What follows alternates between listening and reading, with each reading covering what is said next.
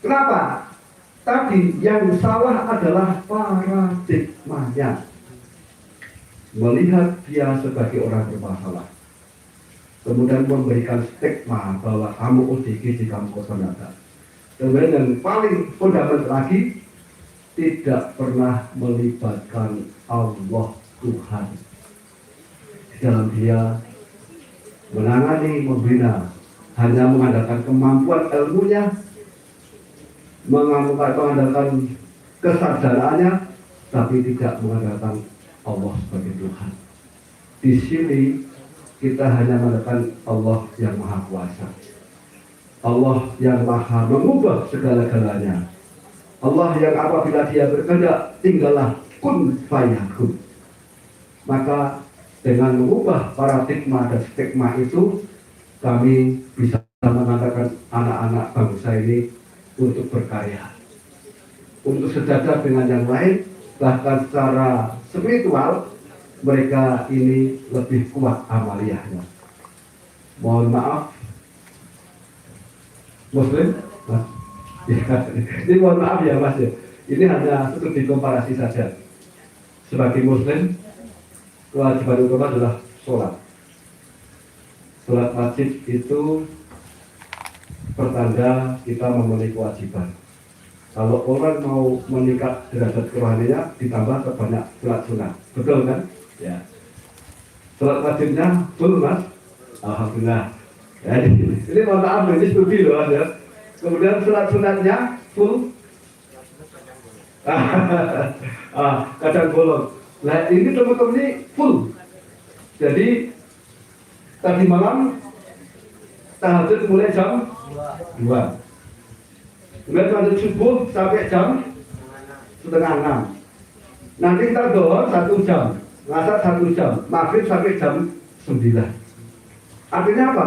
Intensitas ibadah dia luar biasa. Sehari semalam kalau di kota itu bisa 100 rakaat. Mana? Jadi mereka ini secara ruh, secara spirit di hadapan Allah tinggi. Ya, hari-harinya hanya menunggu ibadah. Nanti ini juga ada kasus mental behavior disorder Mas Diki, ya. Ini parah kondisinya, ya. Dia juga dari pesantren, kemudian kuliah, mengalami guncangan mental, mengamuk, masuk rumah sakit jiwa 5 kali, tidak menemukan pemulihan. Kemudian bapaknya ikut stres, ibunya ikut stres. Kenapa? Ini anak sudah dipondokkan, kuliah tinggal tugas akhir, tinggal skripsi, kok mengalami guncangan jiwa, diobatkan ke rumah sakit 5 kali nggak sembuh. Nah, setelah dikir, alhamdulillah terpulihkan. Nah ini benar-benar ilmu baru, suasana baru. Nanti kita bisa berkolaborasi, di mana Gajah Mada ini ilmiah, nah kami ini ruqyah. Ilmiah sama ruqyah nanti berpadu akan jadi kekuatan dasar. Kenapa? Karena semua perubahan mereka itu bisa diilmiahkan, bisa dirasionalitaskan, bisa ditelaah secara akal sehat. Ya. Nah, baiklah. Kita ada cara membina mereka. Yang paling utama adalah pembelajaran zikir. Ini luar biasa, bisa merubah karakter mereka. Kemudian setelah mengalami pembelajaran zikir, mereka full day and 1 month, ya.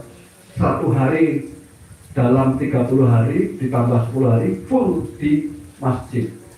Sholat zikir untuk mengintegrasikan la ilaha illallah. Nah, ada metode tambahan, ada mandi taubat, kemudian ada kajian-kajian keagamaan, ada puasa, ya. Ada terapi vokasional, terapi kerja, senam dan sebagainya. Tapi yang paling esensi ruhnya dibenahi terlebih dahulu, sehingga aspek jasmani, aspek vokasional itu hanya mengikuti. Sudah 1 jam saya bicara, mudah-mudahan paham, understand. Ya. Saya mohon difoto semua jempol